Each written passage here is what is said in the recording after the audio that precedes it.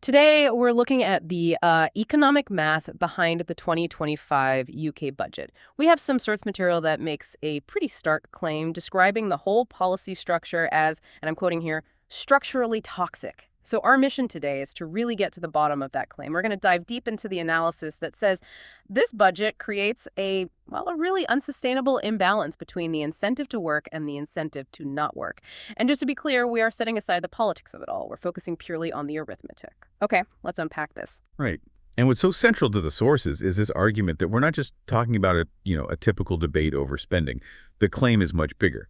It's that the budget structure actually breaks a fundamental rule of economics. And by doing that, the sources say the government is, well, basically creating an economic time bomb for the UK. So yeah, our focus is strictly on the mechanics and the math presented in these documents. No endorsements here. So let's start with that core economic foundation because it's actually deceptively simple. The analysis argues that for any stable economy to function, one thing is a mathematical necessity. Work has to pay more than not working. It just has to. And the sources are really relentless on this point. They frame it not as a moral issue, or a policy preference, but as a kind of iron law. If the return you get for your time and effort, your take-home pay, if that falls below what you could get from state support without that effort, the whole economic engine just loses its fuel. Exactly. The whole system just seizes up. And the central claim, the real sting in the source material, is that the 2025 budget doesn't just chip away at that incentive. They say it, quote, flips that logic on its head. It does that by, well, simultaneously making it harder on people who work and at the same time making it much more rewarding for those who don't. That's the core tension. Okay, and this imbalance, it's apparently driven by two very distinct prongs that are working together. Let's start with the first one. The squeeze on the working population. The sources really hammered this thing they call the stealth tax. For anyone who's not familiar with that term, the mechanism is basically the continued freezing of income tax thresholds. The government isn't announcing a big tax hike, but by holding the thresholds, income levels where you start paying tax or jump to a higher bracket, by holding those steady, something called fiscal drag kicks in. And that fiscal drag is, it's a huge deal when there's inflation. Right. So let's say a worker gets a 2, maybe 3% raise. It might just be enough to keep up with the cost of living. But because those thresholds haven't moved, more and more of that person's income gets dragged into a tax band, or even into a higher tax band. Let's try and make this real for you.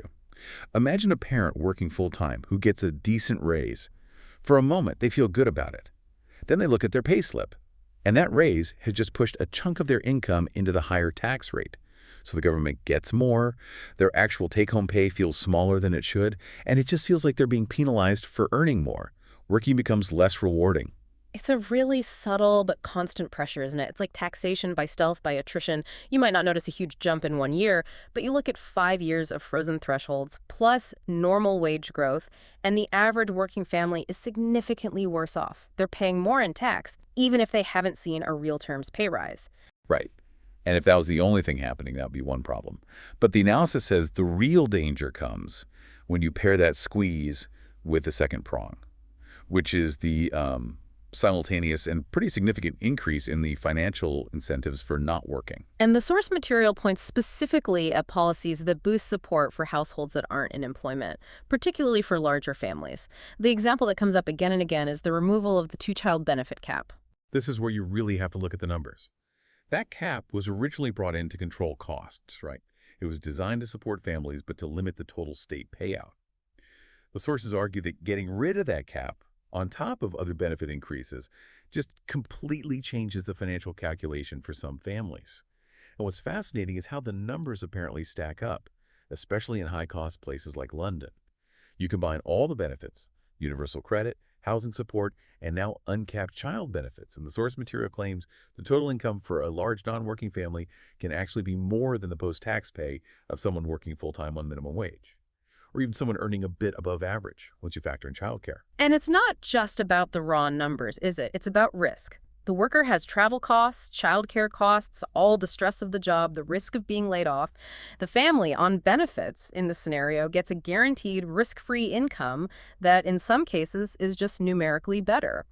I think we have to pause here and acknowledge the immediate counter-argument. Aren't these benefits just a vital safety net? I mean, aren't they there to stop people falling into poverty? How does the source material square that with this math problem? And that's a really important point. The sources don't argue against having a safety net, not at all. But they argue that a safety net has to be designed as a floor, as something to stand on, not a ceiling that stops you from climbing. The analysis says that when that safety net is so high that it becomes a more attractive financial option than working, you've broken the whole incentive system. The argument is that you have to support people, but the design must always make sure the slope points towards work. Which brings us right to this idea of the welfare and incentive trap.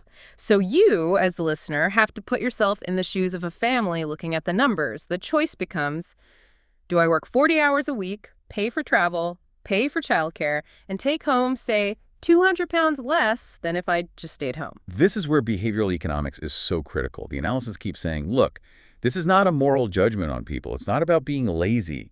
It's about a rational response to incentives. The sources use this phrase, that humans respond to incentives like water flows downhill. We just find the path of least resistance or highest reward. And if the state has set up the math so the best financial choice is to leave the workforce, then rational people will leave the workforce. And the implication of that is it's pretty severe. The source predicts that the labor market won't just struggle, it will, quote, collapse from the edges inward. And that collapse would start with those entry-level jobs, right? The very jobs that give people their first step on the ladder. If a small business can't find staff because potential workers have done the math and decided it literally doesn't pay to work, then that business suffers.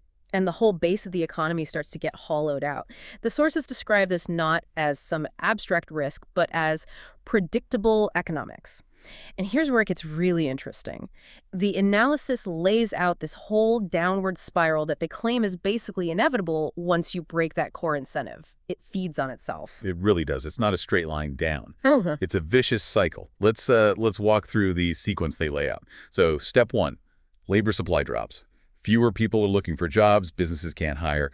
That's the immediate effect of the incentive trap. And that one change kicks off 2 other things at the exact same time. Step 2, government spending explodes. I mean, you've got more people claiming benefits, and those benefits are now higher. The welfare bill just balloons. Exactly. And at the same moment, step 3, tax revenue falls. This is a crucial part. You have fewer people paying into the pot. Right when the demand on that pot is skyrocketing, that gap, the deficit widens incredibly fast, which leads to step 4. Debt just rises dramatically. The government has to borrow huge amounts of money to cover its promises. And then step 5.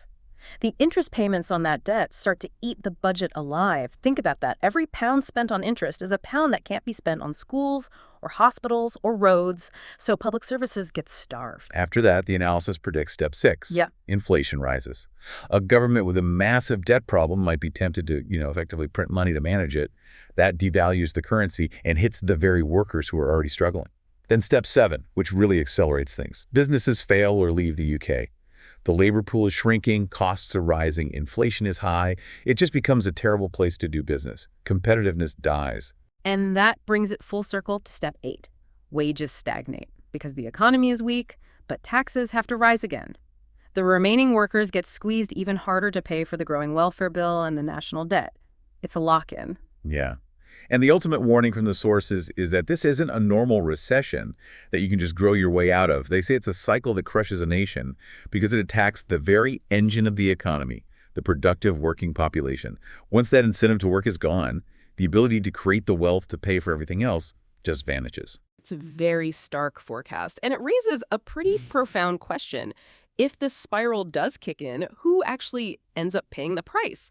The source material is very clear about who the victims are, and they argue it's not the politicians or the super rich who can just move their money elsewhere. It's not even the people on benefits who are just making what the math tells them is a rational choice. The analysis says the real victims are the people playing by the rules.